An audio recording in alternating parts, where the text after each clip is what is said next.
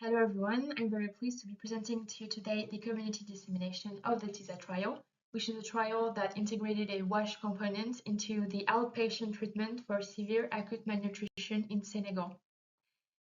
The project builds on the established link between WASH condition and undernutrition, and more specifically severe acute malnutrition that we are going to call SAM, that affects 14 million children worldwide. The World Health Organization recommends to treat the uncomplicated cases with an outpatient treatment, which enables to enhance the coverage while reducing costs for both the health system and the households. However, recovery rates induced by this treatment vary greatly, and one potential explanation for this variation is the fact that the child is treated in a non-controlled environment where he remains exposed to infection risks due to poor water quality, poor sanitation, or inadequate hygiene practices in the household or in the community. And that is why integrating a WASH component during the outpatient treatment for SAM could improve its recovery rate. Given this consideration, Acción, contre, la Faim and partners decided to implement the TISA trial in northern Senegal between 2020 and 2023. It tests the effect on recovery rates of adding a simple WASH component to the existing SAM outpatient treatment, and it took the form of a cluster randomized control trial with a one-to-one allocation by health posts. It adopted a pragmatic design that means that it relied on the existing health system, the existing health staff and infrastructures to deliver the standard treatment for SAM as well as the WASH component. So the control group received the standard outpatient treatment for SAM, while the intervention group received the standard outpatient treatment for SAM, supplemented by a WASH component composed of a simple WASH kit with chlorinated tablets to treat 20 liters per day, 3 bars of soap, a 20-liter bucket with a tap, and an explanative leaflet. Participants also received a sensitization session, once at admission at the health post and twice at home. Results from our trial showed that the WASH kits were distributed and used by the household, and that we found in intervention group a significant reduction in microbial drinking water contamination and a significant reduction in childhood diarrhea prevalence compared to the control group. However, we did not find significantly improved SAM treatment outcomes, that is to say the recovery rates, the referral rate to inpatient care, the weight gain, and the mortality. In order to disseminate our evidences, we elaborated an uptake process by phase. So the first phase was to disseminate at the community level to the participants of the trial. And the second phase was a broader dissemination to the Ministry of Health and national and international stakeholders. The community dissemination focused on the participants of the trial, namely the caregivers of the children enrolled, the health workers, the community health workers, and the community volunteers, and also members of local authorities. The goal was to respect an ethical requirement, obviously, but also to be grounded in an open science dynamic to ensure inclusive and transparent communication, and also to gather relevant insight through the contextualization of our study, through the lived experience and the cultural perspective from the participants. Participants were retrieved using a purposive sampling by profile and were divided in two groups given the differences existing in language and also with familiarity with research concepts. The first group was composed of the participants' caregiver, community volunteers, and community workers, and the second group was composed with the health workers and members of local authorities. Two sessions were conducted in central location in northern Senegal and began with a presentation of our key findings, followed by Q&A sessions. Then the first group with the caregivers participated in a focus group discussion, while the second group was divided in group work, working on 4 themes that were diarrhea reduction, water quality, the absence of SAM results, and the potential scalability of the WASH kit. An illustrated leaflet was distributed in order to support the session and also to allow for a cascade dissemination within the community. The feedbacks were translated, transcribed, and validated by the TISA team.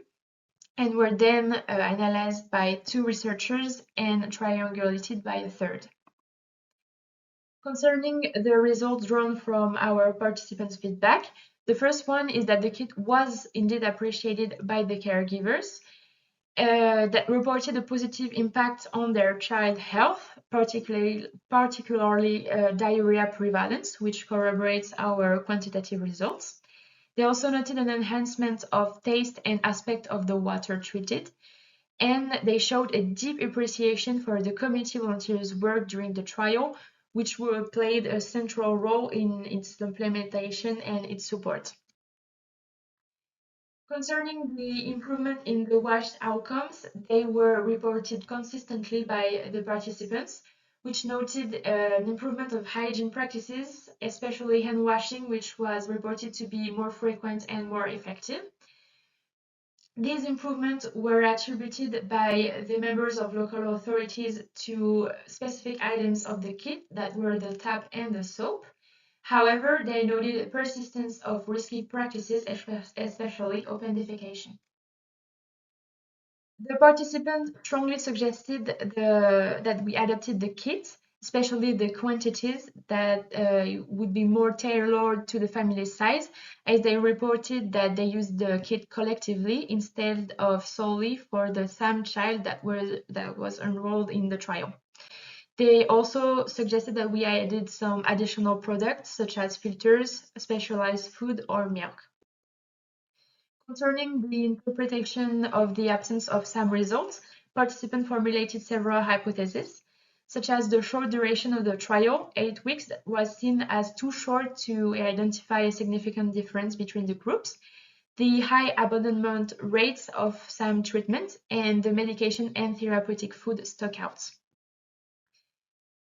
For the cost and acceptability of the kit was provided for free to the caregivers, and caregivers and health volunteers also reported that it enabled them to make savings by reducing the cost related to WASH, to transportation costs to the health posts, and also to hospitalization.